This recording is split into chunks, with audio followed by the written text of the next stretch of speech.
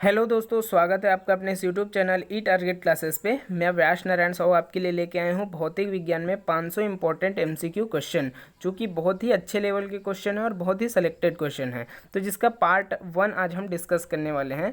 तो वीडियो में अंत तक बने रहिए और हमारे चैनल ई टारगेट क्लासेस को सब्सक्राइब कर दीजिए। साथ ही साथ बेल आइकन को भी क्लिक कर दीजिए ताकि हम जितना भी वीडियो बनाए वो आप तक नोटिफिकेशन के माध्यम से जल्दी पहुँच सके। तो आज हम ACF के लिए पार्ट 1 प्रैक्टिस सेशन लेके आए हैं। तो इसमें भी जितने भी क्वेश्चन है वो बहुत ही अच्छे लेवल के क्वेश्चन हैं और बहुत सारे ऐसे भी क्वेश्चन हैं जिनको कई एग्ज़ाम में पूछा जा चुका है और बहुत सारे ऐसे भी क्वेश्चन हैं जिनके आने की संभावना बहुत ज़्यादा है।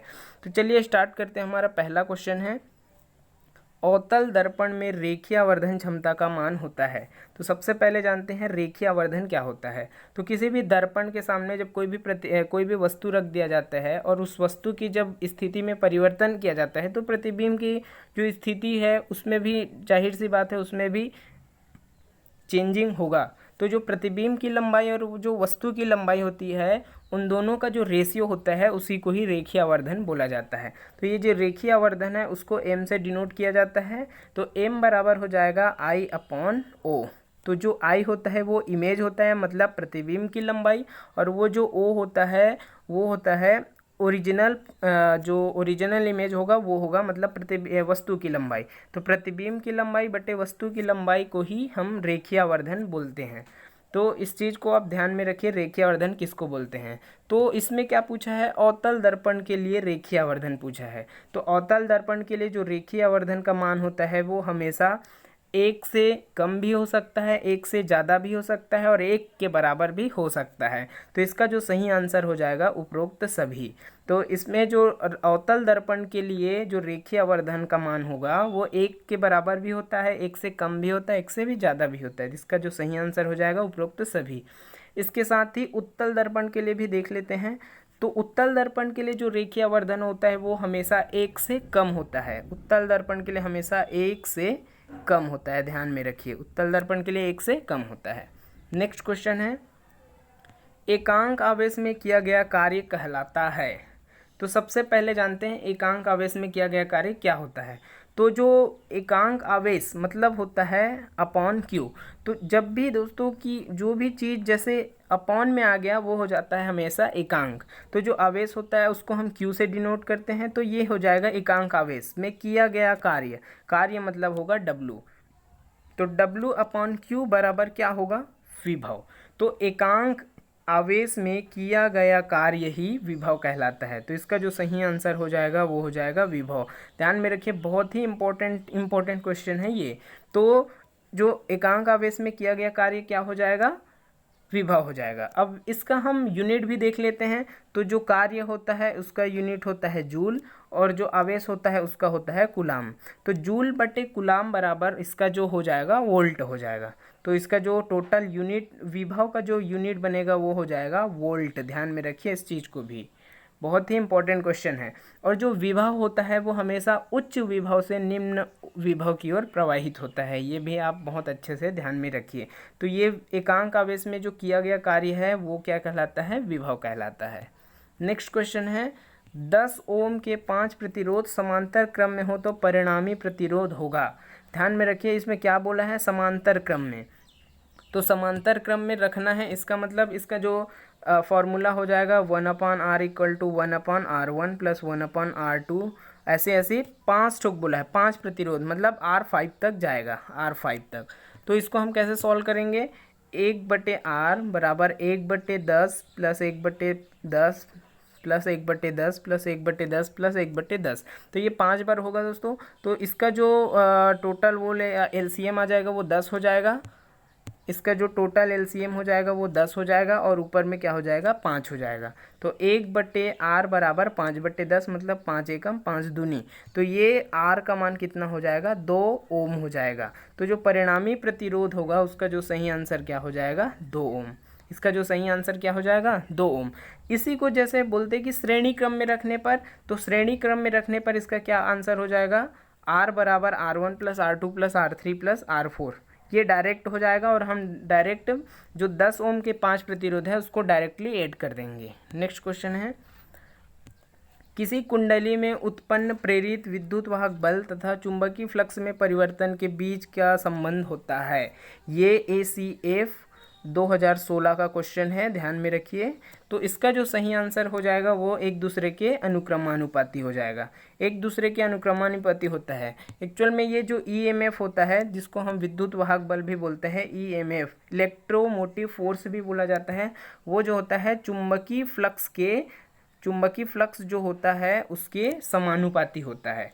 ये जो होता है वो फैराडे के नियम के अनुसार ही कार्य करता है। तो इसका जो सही आंसर हो जाएगा एक दूसरे के अनुक्रमानुपाती। और ये इंपॉर्टेंट क्वेश्चन है क्योंकि ACF 2016 में पूछा जा चुका है।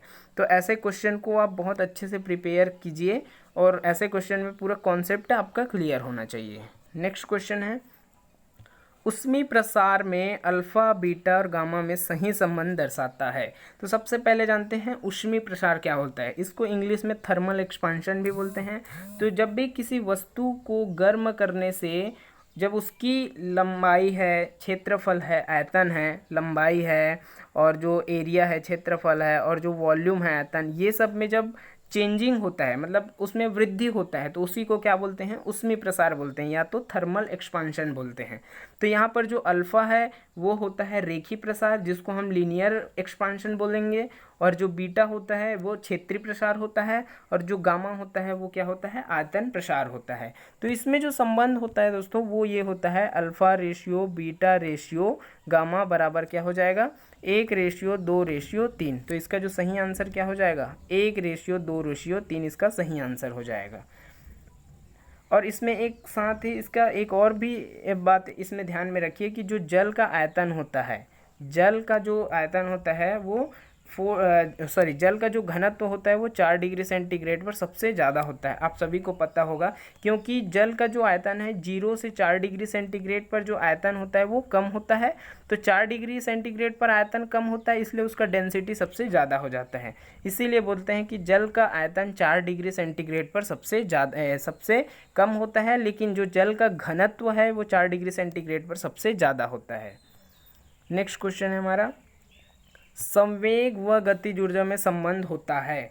तो सबसे पहले जानते हैं संवेग क्या होता है। संवेग को क्या बोलते हैं, संवेग को P से डोनेट करते हैं, और इसका जो फॉर्मूला होता है m×v।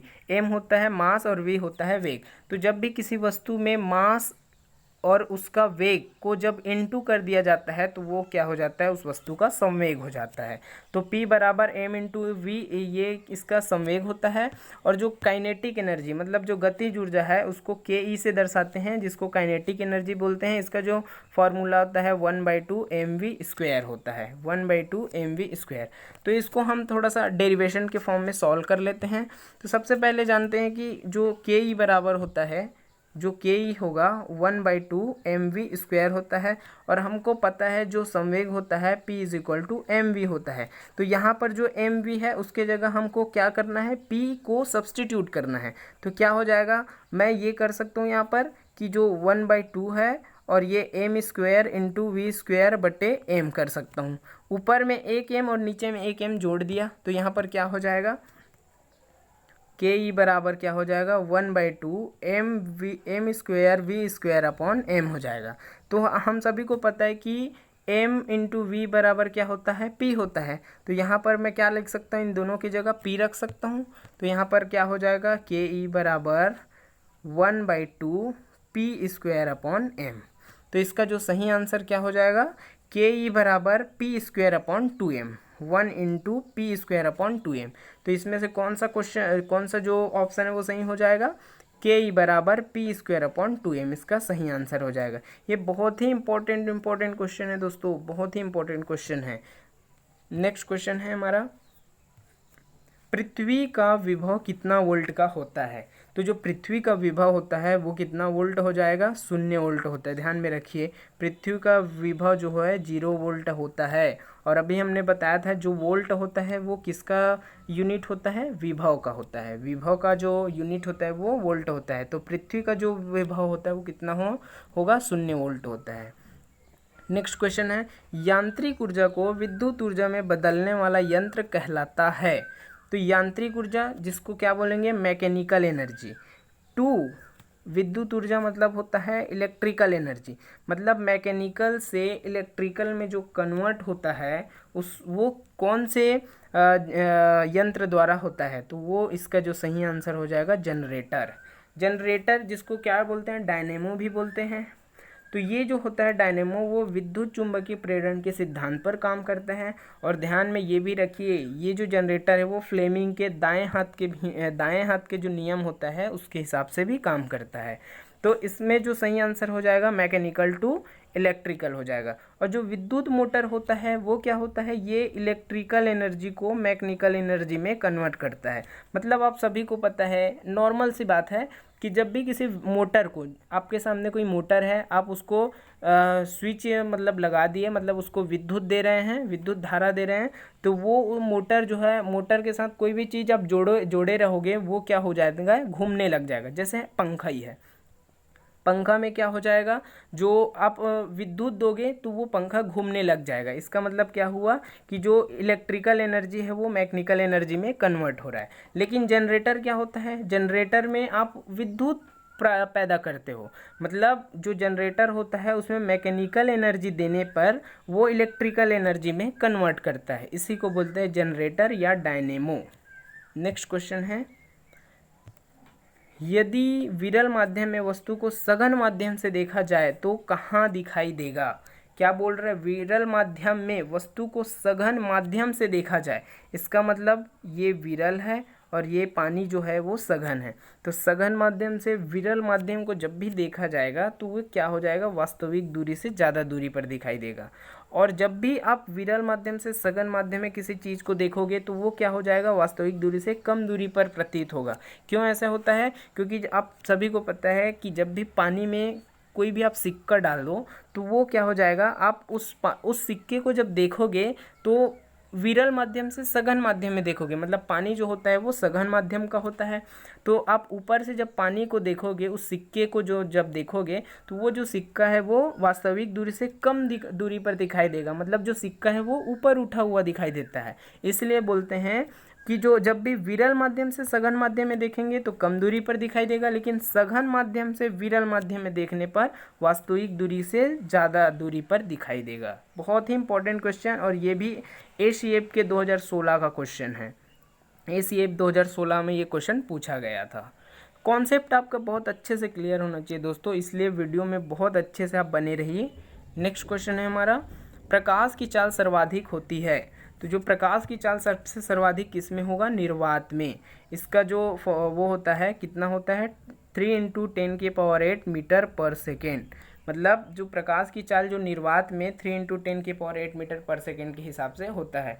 और ये जो निर्वात होता है, जैसे हम देखते हैं कि ऑप्टिकल फाइबर का यूज़ किया जाता है, तो जो ऑप्टिकल फाइबर होता है, ऑप्टिकल फाइबर, उसके ये जो ऑप्टिकल फाइबर होता है वो हमारे बाल के समान ही महीन एकदम पतला होता है। तो इसमें क्या होता है, जब भी किसी प्रकाश को बहुत ज़्यादा दूरी तक ले जाना है, मतलब एक दूरी से दूसरे दूरी तक, मतलब ज़्यादा दूरी तक जैसे भेजना है प्रकाश को, तो ऑप्टिकल फाइबर का यूज़ किया जाता है। क्योंकि इससे क्या होता है कि जो ऑप्टिकल फाइबर के अंदर निर्वात होती है, तो निर्वात में जो प्रकाश की चाल सर्वाधिक होती है, इसीलिए ऑप्टिकल फाइबर का यूज़ किया जाता है। तो ये कई विद्युत जो होता है उद्योग धंधे होते हैं, इंडस्ट्री होता है, ये सब में यूज़ किया जाता है। ऑप्टिकल फाइबर को डॉक्टर भी यूज़ करते हैं, मतलब शरीर के अंदर को देखने के लिए ही ऑप्टिकल फाइबर का यूज़ होता है। तो जो ऑप्टिकल फाइबर होता है वो पूर्ण आंतरिक परावर्तन के नियम पर भी काम करता है, ध्यान में रखिए, पूर्ण आंतरिक परावर्तन के नियम पर काम करता है। बहुत ही इंपॉर्टेंट क्वेश्चन है ये भी। नेक्स्ट क्वेश्चन है हमारा, निम्न में से विद्युत चुंबकीय तरंग है, तो विद्युत चुंबकीय तरंग कौन कौन से नहीं है ये पहले जानते हैं। इसको निगेटिव फॉर्म में देखेंगे तो विद्युत चुंबकीय तरंगें कौन कौन सी नहीं है, अल्फा किरण, बीटा किरण और ये जो कैथोड रेस है, ये तीनों की तीनों विद्युत चुंबकीय तरंगें नहीं है। तो इसका जो सही आंसर क्या हो जाएगा, गामा किरण। गामा किरण ही एक ऐसा किरण है जो विद्युत चुंबकीय तरंग की भांति काम करता है और विद्युत चुंबकीय तरंग है। तो ये जो गामा किरण होता है, इसका जो वेधन क्षमता जो होती है वो भी सर्वाधिक होती है, सर्वाधिक वेधन क्षमता इनका ही होता है, इनका जो फ्रिक्वेंसी होता है वो सबसे ज़्यादा होता है, ध्यान में रखिए। और ये जो गामा किरणें का यूज़ है वो नाभिकीय अभिक्रियाओं में किया जाता है, नाभिकीय अभिक्रिया में गामा किरणें का ही यूज़ किया जाता है। नेक्स्ट क्वेश्चन है हमारा, वायुमंडल में व्याप्त आर्द्रता नापी जाती है। तो जो वायुमंडल में जो आर्द्रता होती है उसको किससे मापेंगे? उसका जो होता है हाइग्रोमीटर से मापा जाता है। किससे? हाइग्रोमीटर से जो वायुमंडल की जो व्याप्त आर्द्रता है उसको मापा जाता है। जो हाइड्रोमीटर है इससे क्या होता है, जो द्रवों की अपेक्षिक घनत्व है उसको मापा जाता है। द्रवों की अपेक्षिक घनत्व को हाइड्रोमीटर से, हाइग्रोमीटर से व्याप्त आर्द्रता को मापी जाती है। हाइड्रोफोन से पानी के अंदर ध्वनि तरंग को मापी जाती है। और जो डेंसिटी मीटर, ये तो नाम से स्पष्ट है, इससे घनत्व ज्ञात किया जाता है। डेंसिटी मतलब हिंदी में होता ही है घनत्व। तो आप ऐसे क्वेश्चन को बहुत अच्छे से प्रिपेयर कीजिए, क्योंकि ऐसा क्वेश्चन, ये क्वेश्चन एक ही एग्जाम के लिए नहीं, ये ऐसा क्वेश्चन जो है रेलवे के दृष्टिकोण से भी बहुत इंपॉर्टेंट है, व्यापम में भी बहुत पूछा जाता है। तो अभी जो ACF की हम तैयारी कर रहे हैं तो ACF के लिए भी बहुत इंपॉर्टेंट क्वेश्चन है। नेक्स्ट क्वेश्चन है हमारा, डायनेमो के आविष्कारक है। तो डायनेमो के जो आविष्कारक है वो कौन है? Michael Faraday. माइकल फैराडे जो कि 1831 में जो डायनेमो है उनका आविष्कार किया था, और ये इंग्लैंड के निवासी है, ध्यान में रखिए इंग्लैंड के निवासी है। जो रुडोल्फ डीजल है वो डीजल इंजन का आविष्कारक है। डैमलर जो है वो कार्बोरेटर के आविष्कारक है। कार्बोरेटर, जो कार्बोरेटर किस में लगा होता है? बाइक वाइक में लगा होता है। ये जो कार्बोरेटर है उसका मेन काम ये होता है, यहाँ पर एयर और जो पेट्रोल होता है वो दोनों का मिक्सिंग होता है। इन दोनों का मिक्सिंग किस में होता है? कार्बोरेटर में। इसीलिए इसका जो खोज किया था वो डैमलर ने किया था। और चार्ल्स बेबेज आप सभी को पता है, कंप्यूटर वाले ही हैं ये। तो इसका जो सही आंसर कौन हो जाएगा? माइकल फैराडे, डायनेमो के आविष्कारक। डायनेमो को और क्या बोलते हैं? जनरेटर। पहले वाले क्वेश्चन में हम देख चुके हैं। नेक्स्ट क्वेश्चन है, जब R मान के N प्रतिरोध समांतर क्रम में लगाने पर उनका परिणामी प्रतिरोध X होता है। जब ये N प्रतिरोध श्रेणी क्रम में लगाते हैं तो उनका कुल प्रतिरोध होगा। तो इसका जो सही आंसर हो जाएगा N²X। ये भी ACF 2016 का क्वेश्चन है। ACF 2016 का क्वेश्चन, ये ऐसा क्वेश्चन पूछा जाता है, ध्यान में रखिए। नेक्स्ट क्वेश्चन है हमारा, 50 डिग्री सेंटीग्रेड पर कितने फ़ारेनहाइट के बराबर होगा? तो जो 50 डिग्री सेंटीग्रेड है उसको हमको किस में कन्वर्ट करना है? फ़ारेनहाइट में कन्वर्ट करना है। तो इसके लिए मैं सबसे पहले आपको फार्मूला बता दूं। तो जो फार्मूला होता है C/100 equal to F-32/180 equal to R/80। तो हमको कहाँ किससे मतलब है? डिग्री सेंटीग्रेड को फ़ारेनहाइट में चेंज करना है, मतलब सेल्सियस और फ़ारेनहाइट से मतलब है। तो हम जो ये जो मान दिया है वो सेंटीग्रेड में दिया है, मतलब C का मान दिया है। तो ये C के जगह हमको क्या रख देना है? 50 रख देना है। चलो C के जगह हम 50 रख दिए। मतलब 50/100 बराबर क्या हो जाएगा? F-32/180। तो यहाँ पर क्या हो जाएगा? 50 एकम 50 दूनी और 2 एकम 2 90 सा, मतलब क्या हो जाएगा? F-32 बाई कितना लिए थे हम? 90 बराबर 1। तो ये जो 90 है वो इधर चले जाएगा। तो इसका जो मेन आंसर हो जाएगा F बराबर 90 + 32। तो इसका जो सही आंसर हो जाएगा 122 डिग्री फ़ारेनहाइट। 122 degree Fahrenheit. तो इसका जो सही आंसर क्या हो जाएगा? 122 डिग्री फ़ारेनहाइट। और आप सभी को ये भी पता है, ये कॉमन सेंस की बात है कि जो 32 डिग्री सेंटीग्रेड होता है, 36 डिग्री सेंटीग्रेड होता है वो 98.6 के बराबर होता है। मतलब जो हमारे शरीर का तापमान होता है उसके बराबर होता है। तो 37 या 36 से थोड़ा ज़्यादा है, मतलब 50 है। तो ये जो फ़ारेनहाइट है वो भी मान जो है वो बढ़ जाएगा, तो 122 डिग्री हो जाएगा। नेक्स्ट क्वेश्चन है, हीरे का चमकना किस घटना का उदाहरण है? बहुत ही important question, very most important question है। तो इसका जो उसका जो आंसर हो जाएगा पूर्ण आंतरिक परावर्तन। पूर्ण आंतरिक परावर्तन इसका सही आंसर हो जाएगा। अब जान लेते हैं पूर्ण आंतरिक परावर्तन के बारे में। तो जो पूर्ण आंतरिक परावर्तन होता है, प्रकाश की किरण जो है सघन माध्यम से विरल माध्यम में जाना चाहिए। इसके लिए 2 कंडीशन होते हैं। तो जो कंडीशन होता है वो ये है कि जो प्रकाश का किरण है वो सघन माध्यम से विरल माध्यम में जाना चाहिए। और दूसरा ये होता है कि जो आपतन कोण का मान होता है, आपतन कोण का मान होता है हमेशा क्रांतिक कोण के मान से ज़्यादा होना चाहिए। ये दो इसका बहुत इंपॉर्टेंट कंडीशन है, और ऐसा कंडीशन के हिसाब से भी क्वेश्चन पूछा जा चुका है, ACF में ही पूछा जा चुका है। तो ये जो हीरे का चमकना है वो किस घटना का उदाहरण हो जाएगा? पूर्ण आंतरिक परावर्तन के कारण हो जाएगा। दोस्तों आज हम पूरे जितने भी MCQ क्वेश्चन हैं, जो हम जितना 500 क्वेश्चन कराएंगे, इसमें से हम पूरे MCQ से ही आपको पूरा सिलेबस कवर करा देंगे, तो आप उसके लिए टेंशन मत लीजिए आप। नेक्स्ट क्वेश्चन है हमारा, जलते हुए विद्युत बल्ब में तंतु का ताप सामान्यतः होता है। तो जो जलते हुए जो विद्युत बल्ब होता है उसमें तंतु का जो सामान्यतः ताप होता है वो कितना हो जाता है? वो होता है 1500 डिग्री सेंटीग्रेड से 2500 डिग्री सेंटीग्रेड के बीच होता है। तो इसका जो सही आंसर क्या हो जाएगा? 2500 डिग्री सेंटीग्रेड हाईएस्ट होता है, इसका मतलब इसका जो सही आंसर हो जाएगा वो 2000 से 2500 डिग्री सेंटीग्रेड हो जाएगा। अब ये एक चीज़ और भी है कि जो टंगस्टन होता है उसका यूज़ किया जाता है तंतु के रूप में, आप सभी को पता होगा। और ये एक और इससे रिलेटेड एक और क्वेश्चन है, जो फिलामेंट होता है उसका जो स्पेसिफिकेशन होता है वो क्या होता है? तो जो तंतु होता है उसका इसमें हाई रेजिस्टिविटी होती है, मतलब जो रेजिस्टिविटी होती है, रेजिस्टिविटी वो हाई होता है इसमें, ध्यान में रखिए हाई रेजिस्टिविटी। ये क्वेश्चन भी पिछले को जो ACF का एग्ज़ाम है उसमें पूछा जा चुका है। तो जो तंतु होता है उसका रेजिस्टेंस जो होता है वो हाई होता है। और यहाँ पर हमारा जो क्वेश्चन है अभी वो तापमान से रिलेटेड है, तो इसका जो सही आंसर हो जाएगा वो 2000 से 2500 डिग्री सेंटीग्रेड। इसमें एक और बात ध्यान में रखने वाली बात है कि हम किसी भी विद्युत बल्ब को हम मतलब जितना भी विद्युत देते हैं, विद्युत ऊर्जा देते हैं, उसका 5 से 10%, 5 to 10% ही प्रकाश में कन्वर्ट होता है। ध्यान में रखिए 5 से 10% ही प्रकाश में परिवर्तित हो पाता है विद्युत ऊर्जा। नेक्स्ट क्वेश्चन है हमारा, प्रकाश वोल्टी सेल होते हैं। तो जो प्रकाश वोल्टी सेल है वो सौर सेल से संबंधित है। ये तो प्रकाश वोल्टी सेल जो होता है वो एक विद्युत उपकरण है जो कि क्या करता है, जो प्रकाश ऊर्जा है उसको विद्युत ऊर्जा में कन्वर्ट करता है। ध्यान में रखिए प्रकाश ऊर्जा को, प्रकाश को विद्युत में कन्वर्ट करता है, ध्यान में रखिए। तो ये किससे संबंधित है? सौर एनर्जी से संबंधित है। सौर सेल मतलब जो सन है उससे सौर जो प्रकाश आती है वो प्रकाश जो है विद्युत में कन्वर्ट हो जाता है, इसी के लिए इसको प्रकाश वोल्टी सेल जो है सौर सेल से संबंधित है। नेक्स्ट क्वेश्चन है, फोटो वोल्टी सेल संबंधित है। फोटो वोल्टी सेल जो है किससे संबंधित है? ये भी सौर सेल से ही संबंधित है। इसको सौर सेल से ही जो फोटो वोल्टी सेल है वो भी सौर ऊर्जा से ही संबंधित है।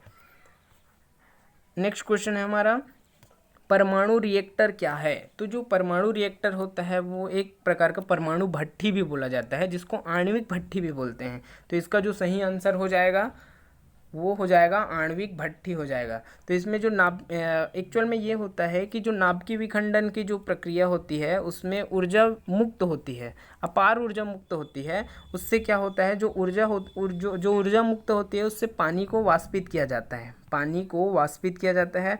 और वो जो वाष्पित जो पानी होता है उससे क्या होता है, टरबाइन को चलाया जाता है, टरबाइन को चलाया जाता है वाष्प से। और जिससे क्या होता है, जो टोटल उसमें एनर्जी है वो विद्युत ऊर्जा में परिवर्तित हो जाता है। इसका मतलब जो परमाणु रिएक्टर है वो भी क्या काम करता है, उसमें ऊर्जा को विद्युत ऊर्जा में कन्वर्ट करता है। तो इसका जो सही आंसर हो जाएगा ये एक आणविक भट्ठी है। और इसमें आप बहुत अच्छे से याद रखिए, जो उसमें ऊर्जा है वो किस में कन्वर्ट होगा, विद्युत ऊर्जा में कन्वर्ट होगा, ध्यान में रखिए। तो ये बहुत ही इम्पोर्टेंट क्वेश्चन है दोस्तों। नेक्स्ट क्वेश्चन है, पृथ्वी के चुंबकीय क्षेत्र के कारण हैं। तो इसका जो सही आंसर है वो आप हमको कमेंट बॉक्स में कमेंट करके बताइए, और हमारे साथ ऐसे ही पढ़ते रहिए। और जो हमारा ये जो वीडियो है वो अच्छा लगे तो ज़्यादा से ज़्यादा शेयर कीजिए, लाइक कीजिए और हमारे जो चैनल है ई टारगेट क्लासेस को सब्सक्राइब कर दीजिए, बेल आइकन को भी क्लिक कर दीजिए दोस्तों। और जितने अभी इसके बाद हम अगला पार्ट भी बनाएंगे इस वीडियो के लिए, क्योंकि हमको टोटल 500 इम्पोर्टेंट एमसीक्यू क्वेश्चन तैयार करना है। तो ये जो 500 इम्पोर्टेंट क्वेश्चन है, इससे हम पूरे के पूरे सिलेबस को कवर कर सकते हैं। जितने भी है मैं पूरे के पूरे कॉन्सेप्ट क्लियर कराने का आपको पूरा पूरा प्रयास करूँगा। तो आप वीडियो में हमारे साथ ऐसे ही बने रहिए और वीडियो में हर वीडियो में आप अच्छे से कमेंट करके बताइए, जो भी क्वेश्चन होगा उसके लिए हम बिल्कुल आपको इसके लिए प्रीफर करेंगे। Thank you.